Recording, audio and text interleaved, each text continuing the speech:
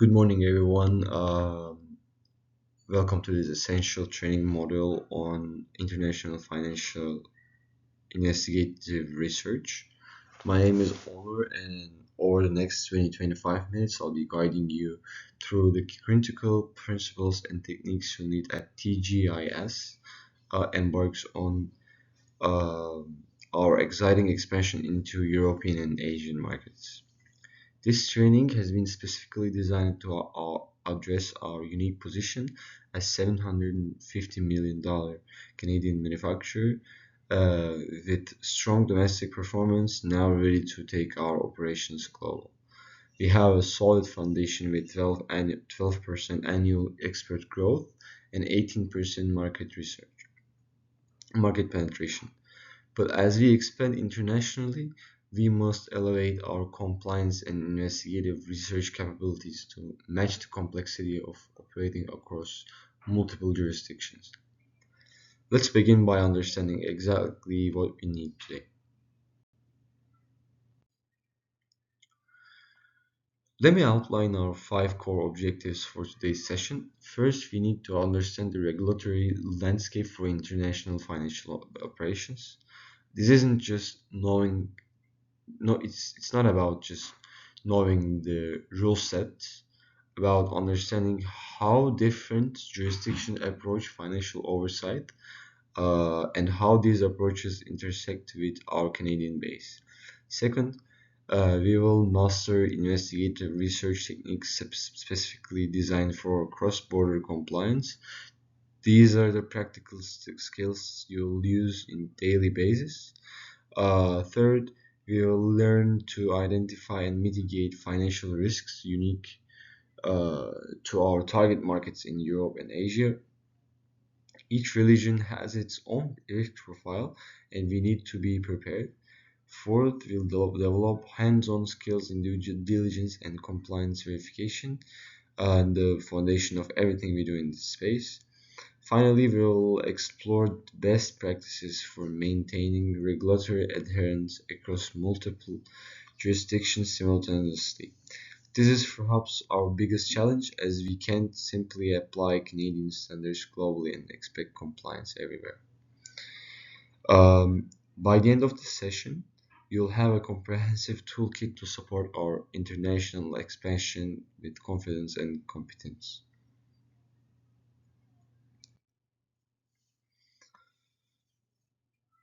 Before we dive into new territory, let's ground ourselves in where TGIS stands today. With a market capitalization with $750 million, we're a significant player in our sector. Our export growth rate of 12% annum demonstrates strong momentum in international markets. We're not starting from zero here. Our international market penetration ratio of 18% shows us we will already establish a foothold abroad, which gives us a valuable experience to build upon. However, I want to draw your attention to two metrics that highlight why this training is so critical. Our supply chain complexity index sits at 3.5 out of 5. That's moderate complexity. As we expand into Europe and Asia, this complexity will increase significantly. More suppliers, more regulations, more point of potential failure. More importantly, our overseas compliance adherence level is currently at 70%. Now, that's at the industry baseline, but here's the reality: baseline is not good enough when you're expanding internationally.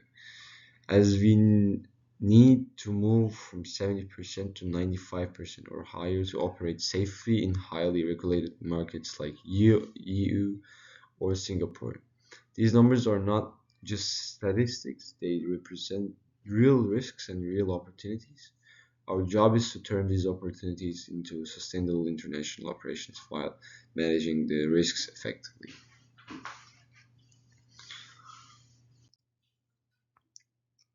Let's be honest about the challenges that we're facing. Our supply chain complexity index of 3.5 or out of 5 tells us We're already managing a moderately complex international supply chain.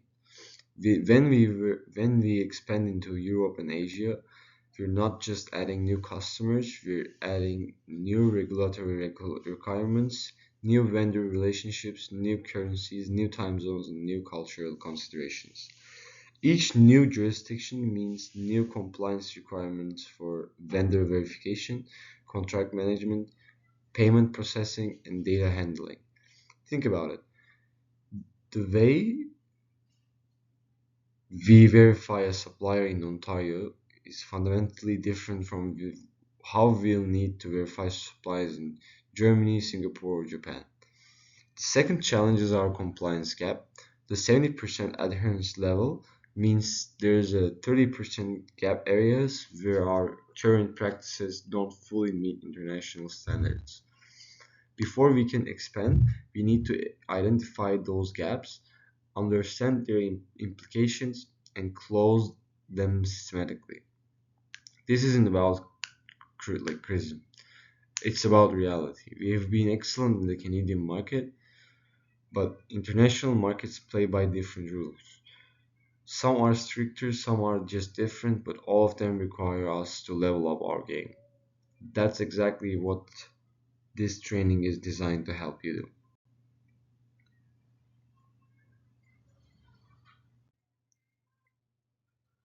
Now let's get into the core of what we're here to learn. Financial investigative research is a systematic approach to gathering, analyzing, and verifying financial information to ensure regulatory compliance and risk mitigation. Let me break that down into plain language. It's system meaning we follow a repeatable process, not just ad hoc checking. It's about gathering information from multiple sources, analyzing that information to identify patterns and risks, and then verifying everything we find. This last part is crucial. It's in international operations, you can't just take information at face value. This work breaks down into three main activities. First, due diligence, conducting comprehensive background checks on partners, vendors, customers, and any entity we'll do business with. This goes beyond checking if they're a real company. We're looking at ownership structures, financial stability, regulatory history, and reputation. Second, risk assessment, systematically identifying financial and regulatory vulnerabilities. This means asking what could go wrong and what regulations could we violate for every new relation and transaction. Third, verification, confirming the accuracy of financial data and claims in international businesses. People sometimes misrepresent their capabilities, their financial position, or their compliance status.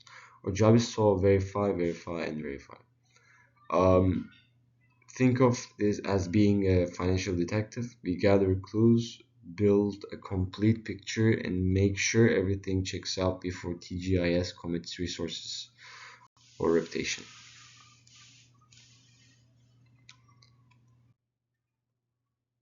Let's start with the let's let's start with the what we know Canada's regulatory framework and then see how it connects into international standards. In Canada, we operate under the Proceeds of Crime and Terrorist Financing Acts, as known as the PCMLTFA. This establishes our best baseline requirements for financial crime prevention.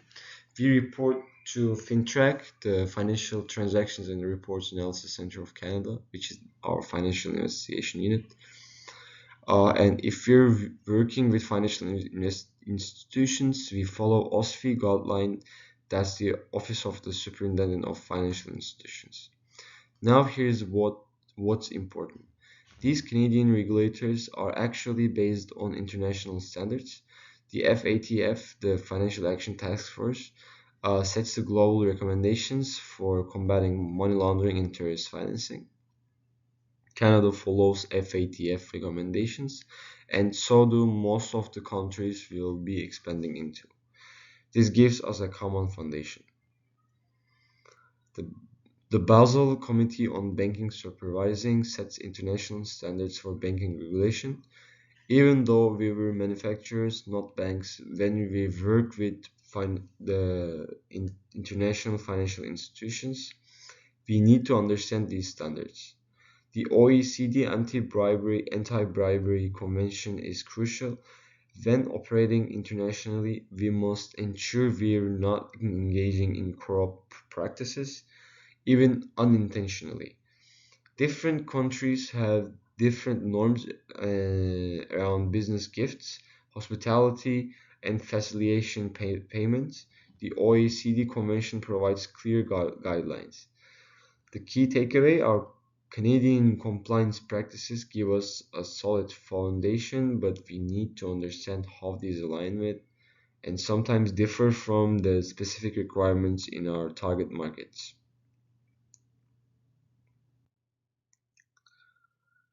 Europe presents our first major expansion opportunity, and it comes with some of the world's strictest financial regulations.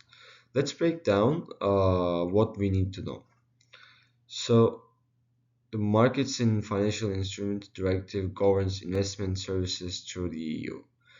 Even though we were manufacturers, if we're investing profits, European markets, or working with European financial partners, MIF D2 requirements affect us. It mandates transparency, reporting, and the best execution standards.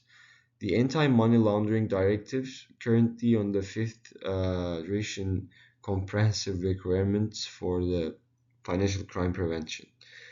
These go beyond what FinTrack requires in some areas. For example, beneficial ownership transparency is much more stricter in the EU, um, and we must be able to identify and verify the ultimate beneficial owners of any European entity we do business with. Um, the General Data Protection Regulation.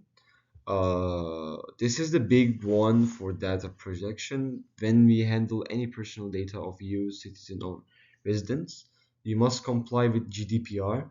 Uh, this affects everything from how we store employee information to how we process customer data. Non-compliance can result in fines up to 4% of global revenue. Yes, global revenue, not just European revenue. Finally, MAR, the Market Abuse Regulation, ensures the market integrity by preventing insider trading and market manipulation.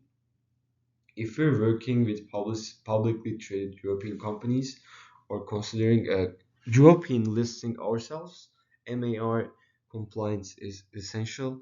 So the European regulatory environment is built on one principle, uh, built actually on principles, strict rules, strict enforcement, high penalties. We need to get this right from day one. Now let's turn to the Asia, where the regulatory landscape is more fragmented. Unlike Europe's harmonized approach, each Asian country has its own distinct regulatory framework. Starting with China, the foreign investment law governs how foreign companies operate in China. The SAFE, State Administration of Foreign Exchange, regulates the cross-border transactions and currency flows. These aren't just regulations, they're controls. China maintains capital controls that can affect how and when we can move money in and out of the country. We also have the anti-money laundering law, which requires extensive reporting. So Singapore represents a different approach. The MAS, the Money Authority of Singapore, is one of the world's most sophisticated financial regulators. Singapore's Payment Services Act is particularly relevant for our transactions. The Securities and Futures Act governs investment activities. Singapore combines strict regulation with efficient process. Compliance is mandatory but streamlined. Japan operates under the Financial Instruments and Exchange Act and the Foreign Exchange Act. Japan's regulatory approach emphasizes detailed documentation and the formal process. Everything must be properly recorded, properly approved, and properly stored. India presents unique challenges. The FEMA, the Foreign Exchange Management Act, governs the foreign investment and currency transactions. RBI guidelines from the Reserve Bank of India are extensive and frequently updated. The Prevention of Money Laundering Act requires robust KYC and due diligence. The key insight: the Asia requires a country by country approach. We can't apply a one size fits all strategy. Each market demands specialized knowledge and often local expertise to navigate successfully. Now let's get practical. The financial investigative research follows a five-stage process, and I want you to understand not just what each stage involves, but how much time and resources to allocate each. Um, Looking at our chart, you'll see the recommended time allocation. Information gathering takes 30% of our time, and this is the most resource intensive stage. We are collecting data from multiple sources, from the public records, the commercial databases, regulatory filings, and industry sources. Analysis and verification takes 25% of our time. This is where we take all the raw information and make sense of it. We're looking for inconsistencies, red flags, and patterns that might indicate risk. Risk assessment takes 20% of our time. Here we are asking what could go wrong, what regulatory violations might occur, what financial crimes could we be exposed to. Planning and scoping takes 15% upfront, and this might seem like a lot for planning, but proper scoping saves time later. We define that we need to investigate, what questions we need to answer, and what sources we'll need to consult. Finally, the reporting and documentation takes 10%. This might seem small, but remember, in regulatory compliance, if it's not documented, it didn't happen. Our reports need to be clear, complete, and defensible. The key is balance. Rushing through early stages to get conclusions faster will backfire. Taking too long on analysis while neglecting documentation creates different problems. This framework has been tested and refined. Follow it, and you'll produce the reliable results constantly. The quality of our research depends entirely on the quality of our sources. Let me walk you through the four categories of information sources you'll rely on daily. The public records are your foundation. Every jurisdiction maintains corporate registries where companies must file information. Financial statements, annual reports, and regulatory filings are often public. The key is knowing where to look in each jurisdiction. In Canada, it's Corporations Canada and provincial registries. In the EU, each member state has its own registry. In Asia, it varies by country. Commercial databases are your power tools. Bloomberg and Refinitiv provide comprehensive financial data, news, and analysis. Dun and Bradstreet specialize in business credit and risk information. Those aren't free, but they're worth the investment. They aggregate the information from thousands of sources and provide risk scores, credit ratings, and relationship mapping that will take us weeks to comply manually. Regulatory bodies are your authoritative sources. FinTrack in Canada, the EBA, European Banking Authority in Europe, the ASIC in Australia, MAS in Singapore, and various FSA financial services authorities around the world. The bodies publish enforcement actions, the regulatory guidance, and compliance requirements. If you want to know what the regulators are focusing on, they, they read their enforcement actions. Finally, industry networks provide context that formal sources cannot. Trade associations, professional bodies like Association of Certified Anti-Money Laundering Specialists, and peer networks help you understand how regulations are applied in practice, not just in theory. The art of good research is knowing which source to use for which question. Always cross-reference, never rely on a single source for critical decisions.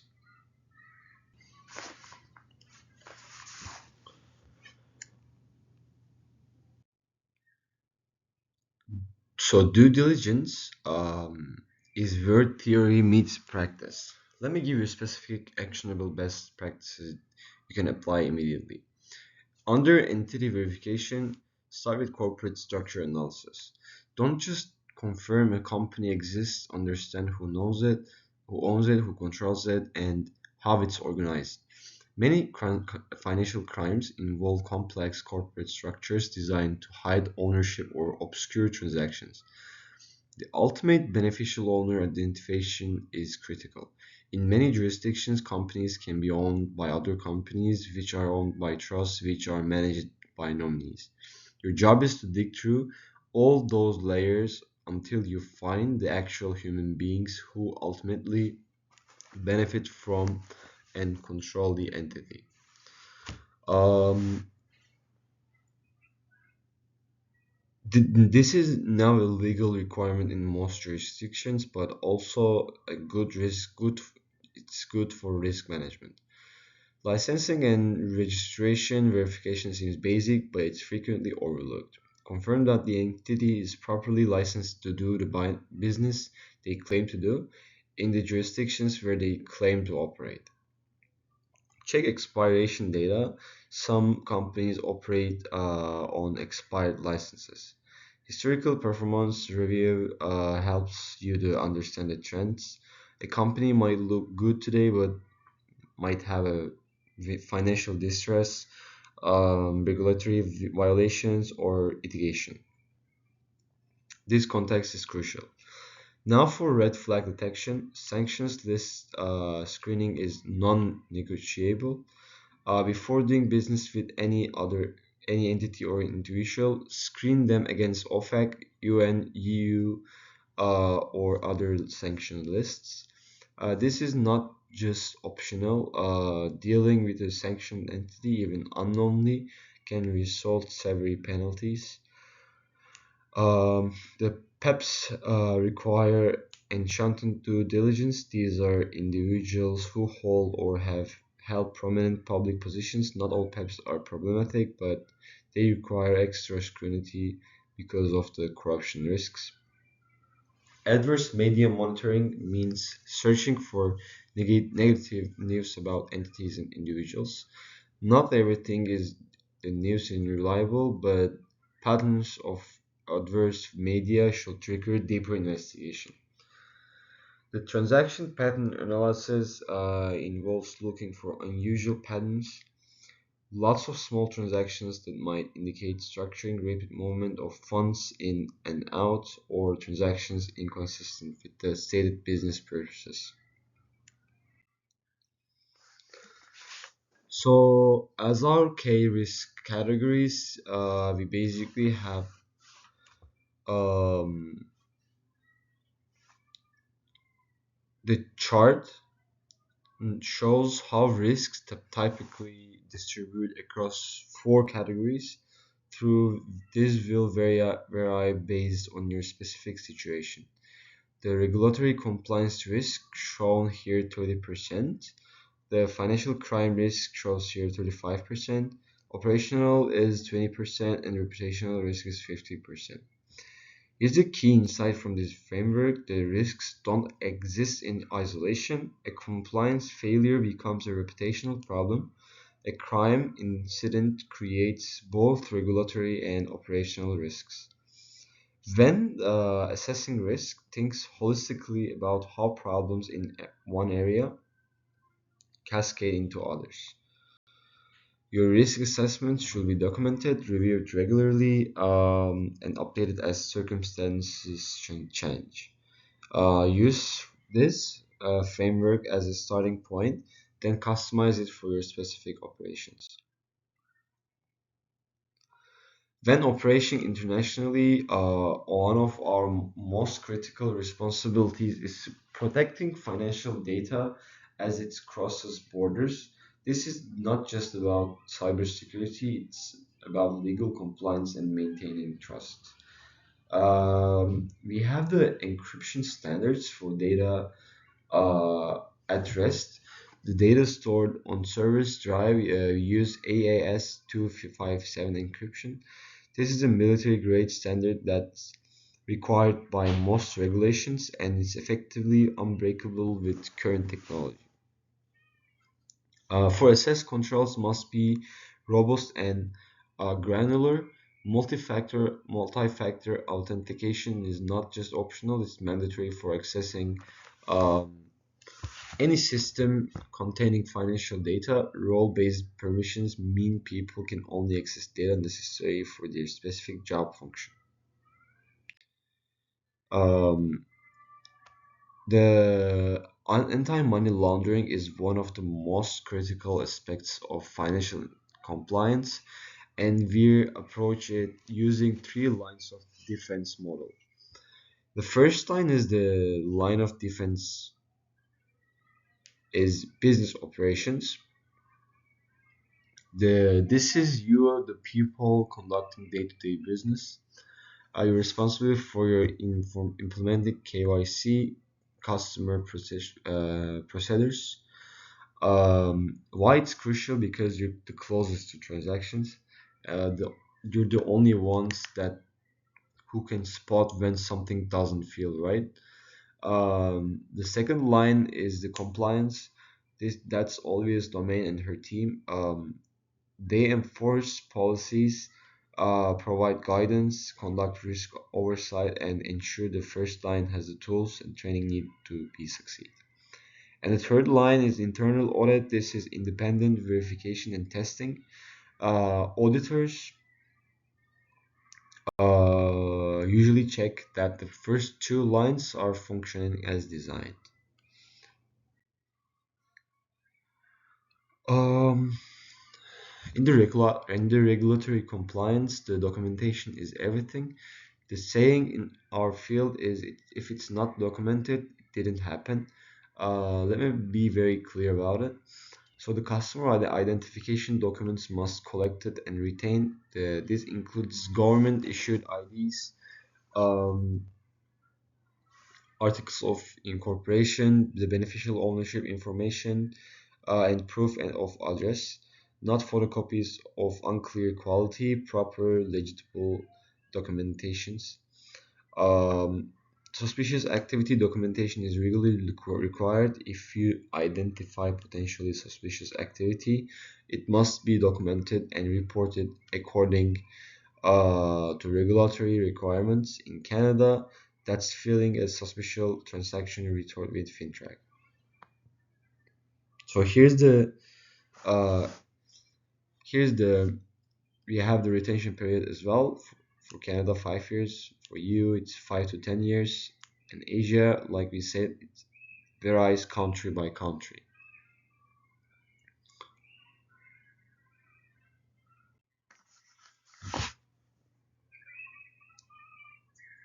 So we can talk about the technology that makes all this possible. Modern compliance is impossible without the right tools. The volume and complexity are simply too high for manual processes. So we have basically four types of tools: the transaction monitoring, sanction screening, case management, and the regulatory reporting as well. Um, they're all having their own type of impact in our businesses. So the transaction monitoring tools, the real-time screening and alert systems. The sanction screening is automated watch list verification. Case management is investigation workflow and documentation, and the regulatory reporting is automated compliance filling systems. Um, let's bring everything together with our implementation roadmap. This is TGIS plan to grow from our current 70% compliance level to 95% by year end. Phase 1 in Q1 focuses on the compliance assessment and gap analysis. Phase 2 is the system implementation and training. This is where we deploy the transaction monitoring, sanction screening, and the case management systems I just described. Phase 3 is the pilot operations in target markets. We're not flipping a switch and going fully international overnight. We're starting with controlled pilot limited operations in selected markets where we can test our process. And phase 4 is full scale international operations. By this point, we have tested our systems, trained our people, and validated our businesses. So, as key takeaways, um, let me have you with two essential takeaways as we conclude. The first one is comprehensive compliance frameworks are essential. We cannot expand internationally without robust compliance systems, properly trained people, and systematic process. The complexity of operating across multiple jurisdictions with different regulations, different enforcement approaches, and different businesses cultures requires us to be more sophisticated than we have ever been. The second is research mitigates the international risk. Financial investigative research techniques we have covered today, due diligence, risk assessment, verification, documentation, and these are not bureaucratic exercises. They're a risk mitigation tool that projects TGIS, protect our customers, and protect each of you personally from regulatory penalties and legal liability. So, thank you so much for having our time, and I hope you're gonna have very, very good times in you and Asia.